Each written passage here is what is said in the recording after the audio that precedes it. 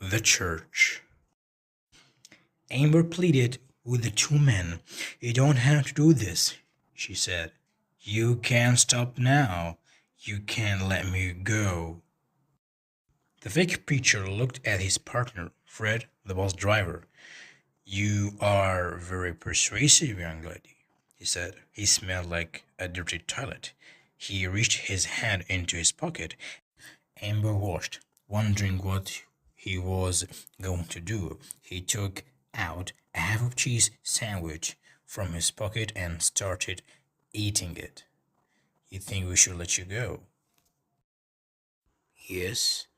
And you won't tell anybody?" "No, I swear," she said. "You won't tell anyone what we try to do?" "If you let me go, I won't tell," Amber said. "But have you two done this to other people? Have you done this before?" Fred laughed and coughed. "Sometimes a man needs a hobby, doesn't he?" He wiped sweat from his beard and took a step closer. "Listen, honey, you aren't going to talk your way out of this. We won't let you go, so relax." "Wait," the reporter said. "Let her finish talking. There is no rush. I like the sound of her voice." "I like the sound of her screams," Fred said. "I don't care about the sound of her talking, though." Amber raised her hands. She was holding her purse. "Guys, I want to give you every chance I can. I want you to realize that you have a choice. You can stop this at any time." The preacher sat down on the bench. He crossed his legs and stared at her. He seemed very interested. "You want to give us every chance? What do you mean? You have no power here. You are our prisoner." "She just liked to talk," Fred said. "Tell her to be quiet. Let's get on with this." Amber ignored Fred. She sat down on the bench next to the preacher. "I'm saying you two are adults. You have free choice. You can be criminals or you can act normal. You don't have to hurt people. You right?" "I'm a prisoner." "You're right. I have no power here, but you do have power. The power to release me right now. And you don't ever have to do this again." "We like doing it," Fred said, crossing his arms. "And if you don't shut up, I'm going to—" "What? Kill me?" Amber asked. "I already know you're going to kill me, so I have nothing to lose, do I?" "Oh, you have something to lose," Fred said, "and you are going to lose it very soon." "Then let me buy my way out," she said, opening her purse. "I have $1,000 in here. I'll give it to you if you let me go." The preacher shook his head. "The money is already ours. Everything you have is ours." "Darren, would you please stop talking to her?" Fred said. "Oh, you didn't want me to call you Fred," the preacher said, standing up.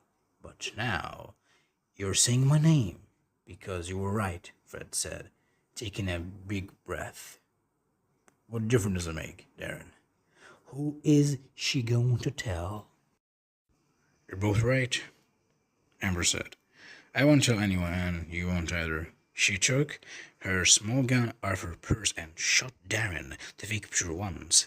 Calmly, she stood up from the bench. She pointed the gun at Fred, who raised his hand in the air. Amber kept her eyes on him. Then she pointed the gun back at Darren and shot him twice. She wanted to make sure he was dead. "Whoa, don't kill me," Fred said. "We were just messing around. We weren't really going to hurt you. You said you've done this before." "No, I was lying.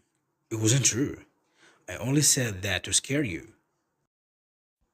"I gave you every chance to let me go, didn't I? Over and over. I kept saying you can't stop," she said, pointing the gun at his stomach. "Things did not have to end like this. This didn't have to happen." "I swear," Fred said, Sweating again, he was trying to walk backward, but he hit a bench. We weren't going to do anything to you. Our plan was to let you go. No, it wasn't. It was. We weren't going to hurt you.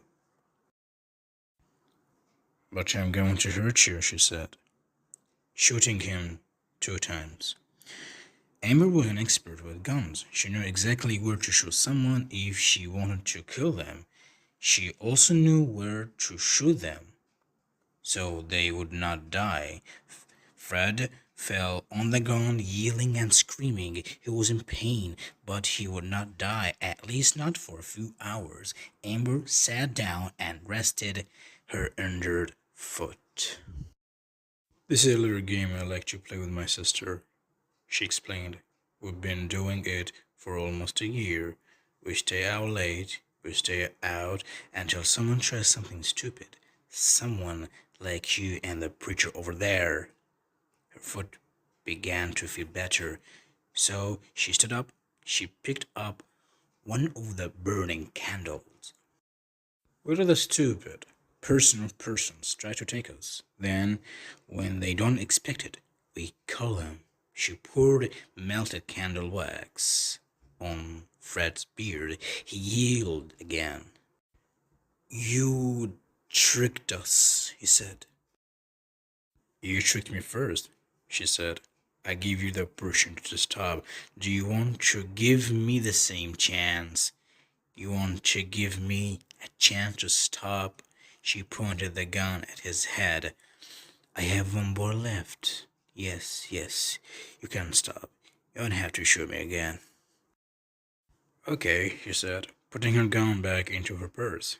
See, you convinced me. I won't shoot you again.